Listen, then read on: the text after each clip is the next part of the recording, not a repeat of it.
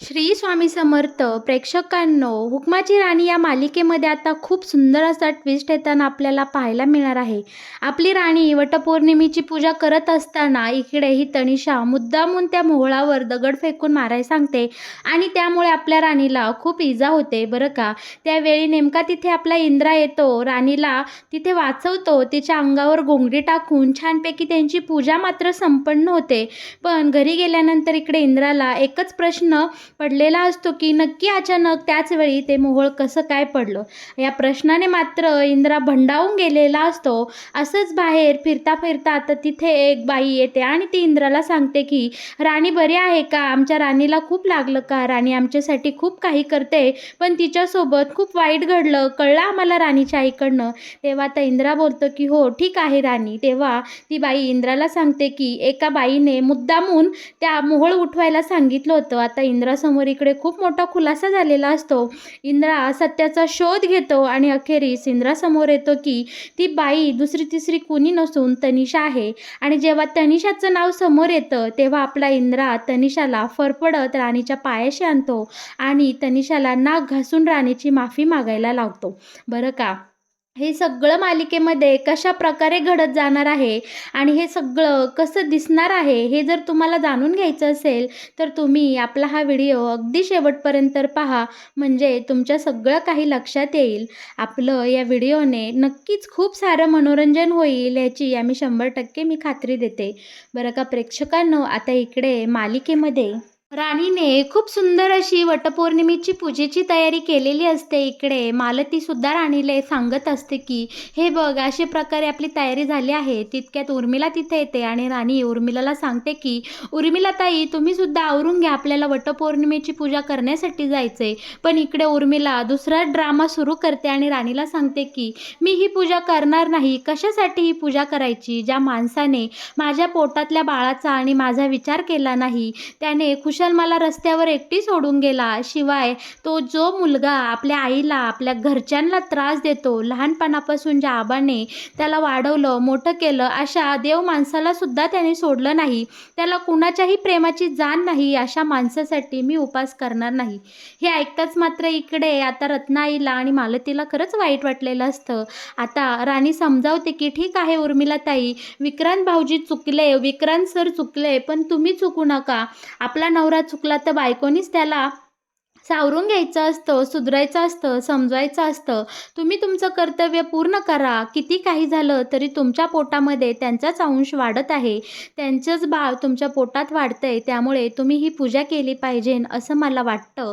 आता इकडे मालतीही समजावते, अगं वेडे, असं करून चालणार नाही. तू नक्कीच इकडे विक्रांतसाठी पूजा कर. नवरा कितीही चुकला तरी बायकोने चुकून चालत नाही. बायकोने त्याला सुधरवण्याचा विडा उचलावा पण त्याला सोडण्याचा नाही. इकडे आता रत्नाई सुद्धा आता ह्या उर्मिलाला समजावून सांगते आणि उर्मिला लगेच त्यांचं ऐकायचं नाटक करते. बोलते की ठीक आहे, तुम्ही सगळे म्हणताय राणी, तुम्हाला समजवलं म्हणून मी ही पूजा करायला तयार झाले, नाहीतर विक्रांतच्या नावाने मला वटपौर्णिमेची पूजा करण्यात अजिबात इंटरेस्ट राहिला नाही किंवा मला त्यात कसलाही रस नाही बरं का. आता पायऱ्यांवरून आवरायला जाण्याचं नाटक करताना इकडे आता ही उर्मिला मनाशी बोलत असते, राणी अगं तू समजवलं म्हणून मी ही पूजा करणार नाही, तर माझ्या विक्रांतवर खूप प्रेम आहे. आणि किती मूर्ख माणसं आहेत तुम्ही सगळी, अगदी लगेच इमोशनल फुल बनता. तुम्हाला तुमची स्वतःची अजिबात अक्कल वापरता येत नाही. इकडे आता ही उर्मिला राणीला आणि या बाकीच्या बायकांना, म्हणजे तिच्या घरातल्या सख्या मालती आईला आणि रत्नाईला खूप नावं ठेवत असते आणि हिने चांगल्याच या सगळ्यांना मूर्खात काढलेला आता आपल्याला इकडे पाहायला मिळणार आहे. आता या सगळ्या बायका वटपौर्णिमेच्या पूजेसाठी छान नटून थटून तयार झालेले असतात. आता त्या तिकडे पूजेसाठी जायला निघणार, तोच इथे इंद्रा येतो आणि राणीकडे पाहत राहतो. कारण इंद्रा आता सारखंच राणीच्या वारंवार प्रेमात पडताना आपल्याला तसंही मालिकेत दिसत आहे. इकडे आता इंद्रा लगेच मालतीला बोलतं की "वा आई, तू केवढी गोड दिसत आहे आणि राणी तू सुद्धा खूप सुंदर दिसतेस. मग झालं का तुमची तयारी? वा, तुमची तर सगळीच तयारी झालेली मला दिसत आहे. चला मग मी तुम्हाला ड्रॉप करतो. म्हणजे तुमची काही हरकत नसेल तर मी तुम्हाला सोडवायला येतो." आता इकडे राणी लगेच इंद्राकडे बघत असते, कारण आता राणीला इकडे चांगलंच कळलेलं असतं की इंद्राला पूजा करताना राणीला पाहायचं आहे. आणि इकडे मालतीच्या आणि रत्नाईच्या सुद्धा लक्षात येतं की इंद्रा राणीसाठी तिकडे तुम्हाला सोडवायला येणार आहे. आता इकडे रत्नाई छानपैकी मालतीला खुणावते आणि मालतीसुद्धा इकडे समजून जाते की आपल्या मुलाला आपल्या सुनेपासून लांब राहवत नाही, म्हणून त्याला इकडे वडाची पूजा बघण्यासाठी यायचं आहे.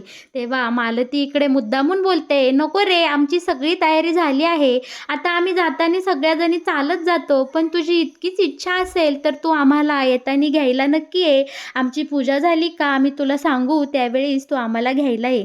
आता इकडे राणी ही आपल्या इंद्रावर हसते आणि बोलते की "अहो, आम्ही जातो हा चालत, तुम्ही येताना आम्हाला न्यायला या."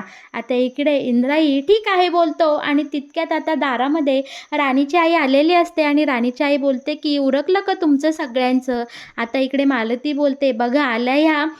आणि राणी ही आईला पाहून खूप खुश होते आणि बोलते की "अगं आई, झालंच आहे, चल निघूया आपण." आता इकडे राणीची आई बोलते की "अगं, वस्तीतल्या सगळ्या बायका खोळंबल्या आहेत, त्या तुमची वाट पाहतात. चला बरं तुम्ही आता लवकर, खूप उशीर झाला आहे, मुहूर्त टळाय नको."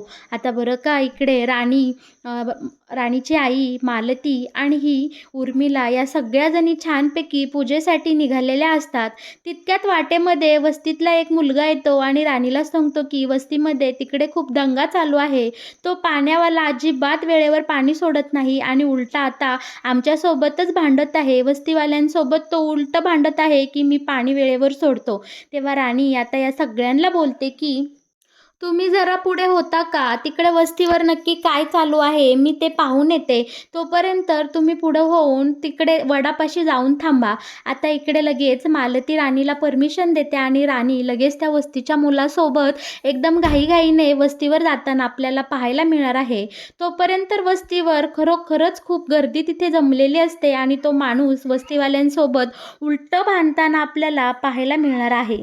दुसरीकडे या तनिषाने राणीच्या वटपौर्णिमेची कशा प्रकारे वाट लावायची याचं खूप जबरदस्त असं प्लॅनिंग केलेलं असतं. तिने एका माणसाला बोलावून घेतलेलं असतं आणि त्याला सांगितलेलं असतं की त्या वडाच्या झाडावर जे काही तिथं मोळ आहे ना, बरोबर ती राणी महाडिक तिथं पूजा करण्यासाठी जेव्हा जाईल, त्या मोळावर तू बरोबर त्याच वेळी दगड फेकून मारायचा, जेणेकरून त्या सगळ्या माशा तिथं उठतील आणि त्या राणीला चावतील आणि तिची वटपौर्णिमेची पूजा अर्धवट राहील. कळलं का तुला? आता तो माणूस इकडे तनिषाच्या सांगण्यावरून हो बोलतो आणि इकडे तनिषा एकदम जबरदस्त प्लॅनिंग करून आता तयार झालेली असते. दुसरीकडे मात्र राणी पूजेसाठी गेली म्हणून इंद्राला घरामध्ये करमत नसतं. आबा, अजित आणि इंद्रा तिघेजणही हॉलमध्ये जमलेले असतात. इकडे आता अजित बोलत असतो की "दादा, पोहे खूप छान झाले आहे." आबाही बोलतो की "हो, खरंच पोहे सुंदर झाले आहेत. आपण छानपैकी तिघेजण नाश्ता करून घेऊयात." पण इकडे इंद्राचं मन पूर्णपणे राणीपाशी असतो. तो शरीराने जरी या दोघांपाशी बसलेला असला तरी त्याचं मन सगळं राणीपाशी धाव घेत असतं की राणी एकटीच वटपौर्णिमेची पूजा करण्यासाठी गेलेली आहे. इकडे आता आबा इंद्राला बोलतो की "इंद्रा, पोहे आवडलं का? आपण तिघेच नाश्ता करण्यासाठी आहोत. सगळ्या बायकांनी उपास धरला आहे. आपले बायका गेल्या आहेत तिकडे वटपौर्णिमेची पूजा करायला उपास धरून. पण चल आपण तर नाश्ता करून घेऊया." तेव्हा इंद्रा स्वतःशीच पुटपुटत असतो की "नाही, मला नाही नाश्ता करायचा, कारण मलाही उपास आहे." आता इकडे बरोबर आबा आणि अजित ते सगळे शब्द ऐकतो आणि अजित इकडे इंद्राला चिडवू लागतो को "हां, दादा वहिनीसाठी उपास केला काय?" आणि इकडे आता आबाही इंद्राला बोलतात की "अरे वा इंद्रा, सुनबाईसाठी उपास केला, खूप छान. राणी तशी खूप गुणी मुलगी आहे." आणि तेव्हा इकडे इंद्रा सांगू लागतो की "हो आबा, बायका आपल्याला 7 जन्मासाठी मागवून घेतात, पण बायकांसाठी कोणताही उपास नसतो. त्यामुळे मी ठरवलं आहे की मी सुद्धा राणीला 7 जन्मासाठी माझी बायको म्हणून मागणार आहे आणि आजचा हा उपास मी करणार आहे. पण मला खरं तर वडाची पूजा करण्यासाठी जायचं होतं, पण आईने मात्र नेलं नाही." इकडे आता आपल्या मुलाचं सुनेवरचं प्रेम पाहून आबा लगेच इंद्राला एक गंमत सांगतात आणि सांगतात की थांब मी तुला एक प्लॅन सांगतो, तू अशा प्रकारे कर म्हणजे तू तिकडे पूजेसाठी जाशील. आणि आबा आता इंद्राच्या कानामध्ये सुंदरपैकी एक प्लॅन सांगतात आणि इकडे आबा, अजित आणि इंद्रा खूप एकमेकांक पाहून हसताना आपल्याला दिसणार आहे. दुसरीकडे मात्र मालती, राणीची आई आणि उर्मिला इकडे आपल्या राणीची खूप वाट पाहत असतात, पण राणी मात्र वेळेवर येत नाही. मुहूर्त टळून चाललेला असतो. तेव्हा राणीची आई बोलते की काय करायचं आपण, किती वेळ झालं थांबलोय. आता इकडे त्याच वेळी नेमकी तिथे तनिषा येते आणि बोलते की अहो आंटी, अजून तुमची पूजा झाली नाही का, तुम्ही पूजा करून घ्या. तेव्हा इकडे मालती बोलते की अगं राणी वस्तीवर गेली आहे, तिला अर्जंट काम आलं, तिच्यासाठीच आम्ही थांबलो आहे, पण खूप वेळ झाला पण राणी अजून आली नाही.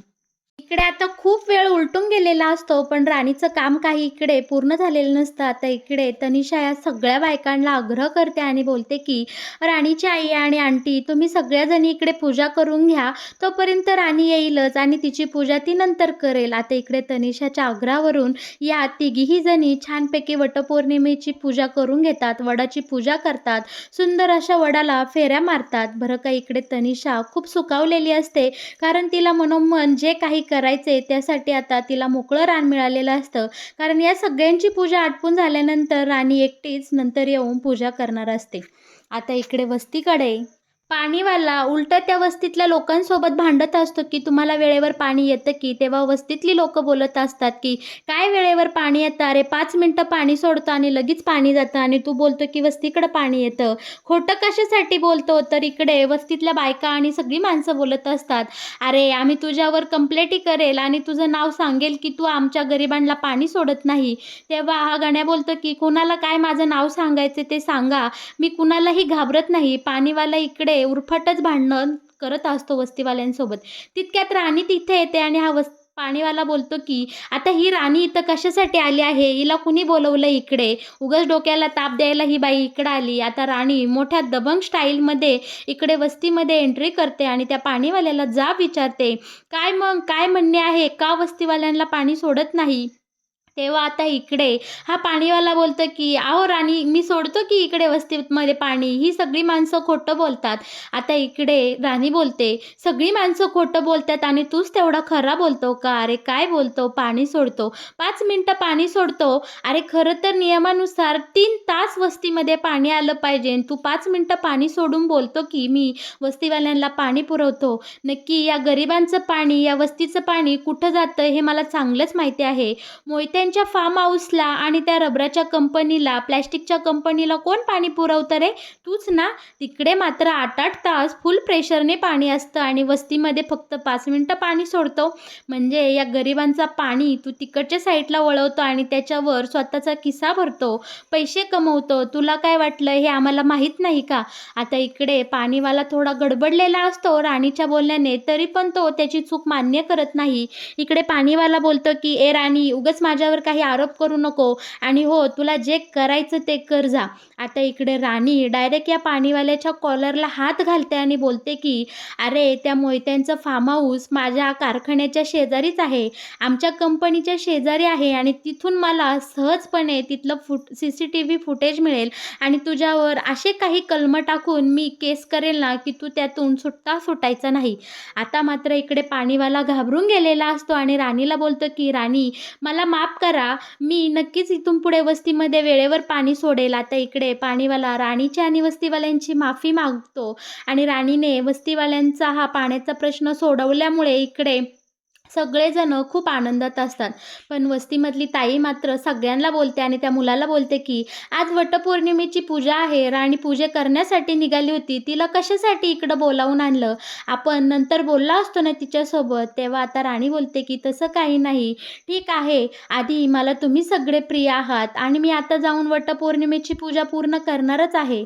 आणि बरं का, आता इकडे धावत पळत पुन्हा एकदा राणी त्या वडाच्या झाडापाशी जाऊन पोचलेली असते. तोपर्यंत इकडे इकडे मालती आणि राणीची आई या सगळ्यांची पूजा उरकलेली असते. ती बोलतात की "अगं राणी, किती उशीर केला, आम्ही तुझी किती वाट पाहिली." तेव्हा आता इकडे राणी बोलते की "वस्तीवाल्यांचा प्रश्नसुद्धा तितकाच मोठा होता, त्यामुळे तिथे खूप वेळ गेला. पण ठीक आहे, तुमची पूजा झाली, आता मी माझी पूजा उरकून घेते." आता बरं का, इकडे तनिषा मनातल्या मनात खूप हसत असते आणि बोलते की "हो, कर, कर राणी. तू पूजा केली नाही तर पुढचा सीन कसा घडणार? तुला चांगलीच अद्दल घडणार आहे. माझ्या इंद्राला 7 जन्मासाठी परमनंट मागायचा तुझा प्रयत्न आहे ना? जा बरं तू पूजा करून घे." इकडे लगेच तनिषा राणीला बोलते, "हो राणी, जा तू पुढे पूजा करून घे. तोपर्यंत आम्ही सगळ्याजणी इथे तुझी वाट पाहत थांबतो." बरं का, आता आपली राणी खूप सुंदर पद्धतीने वटपौर्णिमेची पूजा करण्यासाठी वडाच्या झाडाखाली गेलेली आपल्याला पाहायला मिळणार आहे. बरं का, इकडे राणी छानपैकी साग्रसंगीतपणे आपल्या वडाच्या झाडाला पाणी घालते, हळदी-कुंकू लावते आणि इकडे वड पुजून घेते. इकडे लगेच तनिषाने पूर्णपणे सेटिंग लावलेली असते आणि त्या माणसाला आता इकडे तनिषा खुणवते. राणी जेव्हा वडाच्या झाडाला फेरे घ्यायला जाणार, त्याच वेळी बरोबर हा माणूस त्या पोळ्यावर दगड फेकून मारतो आणि सगळ्या माशा आता इकडे उठलेल्या असतात. राणी मात्र मनोभावे आता वडाला फेऱ्या मारण्यासाठी निघालेली असते आणि इकडे मालती आणि राणीची आई तिला असं पूजा करताना पाहून इकडे खूप मनोमन खुश झालेल्या आपल्याला पाहायला मिळणार आहे. पण इकडे अचानक माशांचा कल्लोळ उठतो. राणी तिकडे वडाला फेरे घेता घेता या माशा तिच्याजवळ जातात, तिला चावू लागतात. इकडनं मालती आणि राणीची आई मोठ्या मोठ्याने ओरडत असते, "अगं राणी, लवकर इकडे ये, राहू दे ती पूजा, कारण या माशा उठल्या आहेत, त्या तुला चावतील." पण राणीचं मात्र यांच्या बोलण्याकडे अजिबात लक्ष नसतं. तिच्या डोक्यात एकच असतं की माझी पहिली वटपौर्णिमा आहे आणि मला ही पूजा अर्धवट सोडायची नाही. ती तसंच त्या माशांना हुसकत, हाकलत वडाच्या झाडाचे फेरे पूर्ण करत असते. इकडं मात्र आपली मालती आणि राणीची आई जीवाच्या आकांताने राणीसाठी आरडाओरडा करत असतात. पण तनिषा मध्ये येते आणि त्यांना बाजूला सरते आणि बोलते की "तुम्ही तिकडे जाऊ नका, नाहीतर त्या माशा तुम्हालाच चावतील." इकडे या राणीला आवाज देत असतात, पण राणी मात्र बोलत असते की "नाही, माझी पहिली वटपौर्णिमा आहे आणि ह्या फेऱ्या पूर्ण केल्याशिवाय मी मात्र तिकडे येणार नाही." इकडे सगळ्यांना खूप टेन्शन आलेलं असतं आणि खरं तर राणीला त्या माशा चावतसुद्धा असतात. बरं का, पण इकडे खूप मोठा असा चमत्कार होतो. आपला हिरो इकडे ऐनवेळी बरोबर हिरोसारखी एंट्री घेतो आणि तिथल्या एका आजोबाच्या खांद्यावरची घोंगडी उचलतो आणि थेट वडाच्या झाडाखाली जाऊन राणीच्या डोक्यावर ती घोंगडी टाकतो आणि इकडे इंद्रा बोलत असतो, "अगं राणी, चल तिकडे." पण इकडे राणी बोलते की "नाही, अहो माझी वटपौर्णिमेची पूजा अर्धवट राहिली आहे. ती पूर्ण झाल्याशिवाय, हे फेरे पूर्ण झाल्याशिवाय मी मात्र कुठे येणार नाही." तेव्हा आता इंद्रा बोलतो की "ठीक आहे, चल ही घोंगडी डोक्यावर घेऊनच आपण दोघेही हे 7 फेरे पूर्ण करू." आणि इकडे खूप सुंदर पद्धतीने राणी इंद्राने वडाची पूजा पूर्ण केलेली असते. हे पाहून मात्र इकडे तनिषाचा खूप मोठा असा जळफळाट झालेला असतो. तनिषा बोलते की "एवढं करून काहीही उपयोग झाला नाही. शेवटी ऐनवेळी इंद्राने येऊन माझ्या प्लॅनची पार वाट लावून टाकली आहे." आता इकडे छानपैकी पूजा आवरल्यानंतर राणी इंद्रा घरी जातात. दोघेही इकडे आता मलम लावून घेतात शरीराला आणि आता इंद्रा बोलत असतो की "नक्की ऐनवेळी ते मोहोळ कसं काय उठलं आणि राणी, तुला एवढा त्रास कसा काय झाला? असं कसं घडलं?" या विचारात नेमका इंद्रा बाहेर आता ओट्यावर चालत असतो आणि नेमकं त्याच वेळी तिथे एक बाई येते आणि बोलते की "राणीसोबत जे काही घडलं ते मला कळलं. राणी बरी आहे का?" इंद्रा बोलतो, "हो, ठीक आहे राणी." तेव्हा आता ती बाई आपल्या इंद्राला सांगते की "राणीने आज आमच्या वस्तीवाल्यांचा खूप मोठा प्रश्न सोडवला. अगदी तिची पूजा अर्धवट ठेवून ती तिकडे आली होती. पण मला तुम्हाला एक खूप महत्त्वाची गोष्ट सांगायची आहे. ते मोहोळ ऐनवेळी तिथं उठलं नाही, तर उठवलं गेलं आहे. कारण मी स्वतः माझ्या कानाने ऐकलं होतं की एक बाई एका माणसाला सांगत होती की ते वडाच्या झाडावरचं मोहोळ उठवायचं आहे आणि तिथं पूजा करणाऱ्या एका बाईला इजा झाली पाहिजे. पण ती बाई नेमकी राणीच असेल असं मला माहीत नव्हतं." तेव्हा आता इकडे इंद्रा बोलतो की "नक्की कोण माणूस होता?" तेव्हा आता ती बाई इंद्राला त्या माणसाचं वर्णन करते आणि तो माणूस कुठे राहते हे सुद्धा सांगते. इंद्रा त्या माणसाजवळ जातो आणि थेट त्याची कॉलर धरतो आणि बोलतो की तुझी हिंमत कशी झाली माझ्या राणीला इजा पोचवायची. तेव्हा तो माणूस बोलतो की तुम्ही काय बोलताय. तेव्हा घडला प्रकार इकडे इंद्रा त्या माणसाला सांगतो. तेव्हा तो माणूस म्हणतो की अहो साहेब, हे काही मी माझ्या मनाने केलं नाही. त्या राणी मॅडमसोबत माझी काय दुश्मनी आहे. मला असं करण्यासाठी पैसे मिळाले होते आणि मी माझं काम पूर्ण केलं. बाकी मला काहीही माहिती नाही. तेव्हा आता इंद्रा त्या माणसाची एकदम दमदाटी करून त्याची चौकशी करतो आणि बोलतो की बोल, तुला हे कुणी करायला सांगितलं होतं. तेव्हा आता तो माणूस डायरेक्ट इकडे तनिषाचं नाव सांगतो आणि बोलतो की तनिषा मॅडमनी मला हे काम करण्यासाठी पैसे दिले होते. इंद्रा तनिषाचं नाव ऐकताच एकदम हादरून जातो आणि आता हा घडला प्रकाराचा जाब विचारण्यासाठी तनिषाजवळ जातो आणि तनिषासुद्धा इंद्राने जाब विचारल्यावर ततमम करते. इंद्राला कळून चुकलेलं असतं की हा सगळा प्रकार तनिषानेच घडवला आहे. इंद्रा तनिषाला फरफडत इकडे महाडिकांच्या बंगल्यावर आणतो आणि राणीच्या पायाशी आणतो, ढकलतो आणि बोलतो की बोल, माझ्या राणीला तुझी सगळी चूक मान्य कर. तिची पाय धरून माफी माग, तिच्यासमोर नाक रगड. आता इकडे तनिषा एकदम हेल्पलेस झालेली असते. तिला काय बोलावं आणि काय करावं हे समजत नसतं. बरं का, अशा प्रकारे आपल्या इंद्राने राणीवर झालेल्या हल्ल्याचा, राणीवर सोबत घडलेल्या ह्या वाईट प्रसंगाचा एकदम सुंदर पद्धतीने इकडे बदला घेतलेला असतो. तर मग प्रेक्षकांनो, कसं वाटला हुकमाची राणी या मालिकेत येणारा हे नवीन ट्विस्ट, हा नवीन वळण? बरं का, या मालिकेविषयी असेच नवनवीन अपडेट जर तुम्हाला सगळ्यात आधी जाणून घ्यायचे असतील तर तुम्ही नक्कीच आपल्या चॅनलला सबस्क्राईब करा आणि हो, आपल्या व्हिडिओला लाईक केल्याशिवाय अजिबात कुठे जाऊ नका. अशा प्रकारे तनिषा म्हणजेच आपल्या राणीवर हल्ला करणाऱ्या या तनिषाचा चांगलीच जिरलेली असते आणि राणीला न्याय मिळालेला आता आपल्याला इथून पुढे येणाऱ्या काही भागांमध्ये पाहायला मिळणार आहे. तुम्ही असेच नवनवीन अपडेट जाणून घेण्यासाठी आपल्या या चॅनलसोबत शेवटपर्यंत जोडलेले राहा. धन्यवाद.